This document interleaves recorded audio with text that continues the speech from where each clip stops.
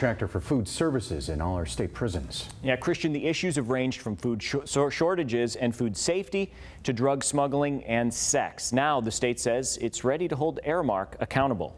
It was kissing, touching.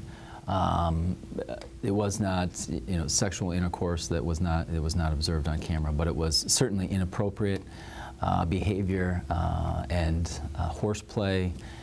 Things that just absolutely should not be going on with our staff, our contractors, and prisoners.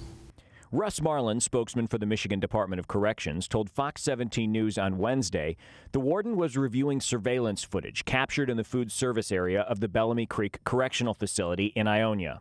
He observed 4 Aramark employees engaged in inappropriate behavior with several prisoners. 2 of the Aramark employees were working at that time, so they were escorted off grounds out of the facility. 2 reported to work a little bit later this morning, and they were informed that they were terminated as well. In just over 7 months since the state contracted Aramark to provide food service at its prisons, more than 80 contracted employees have been fired and banned from correctional facilities in the state. While the problems have been adding up, sex, drugs, food safety, the MDOC has been patient with Aramark, only recently strictly enforcing the contract. I think it's common that it wouldn't be strictly enforced right at the beginning. We had about 350 state employees who had been doing these jobs for quite a while, and literally from a Saturday to a Sunday, that staff throughout our system was gone and new staff started. New staff that had never been inside a correctional facility. But now the grace period is over.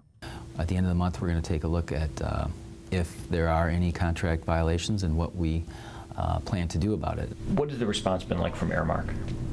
Well, they've told us that they addressed every issue that we brought to them. They said they'll do better. They're trying to take care of these issues. I think they've been very responsive on some of these issues.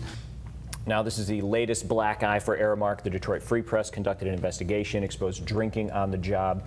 Maggots were found on or near food.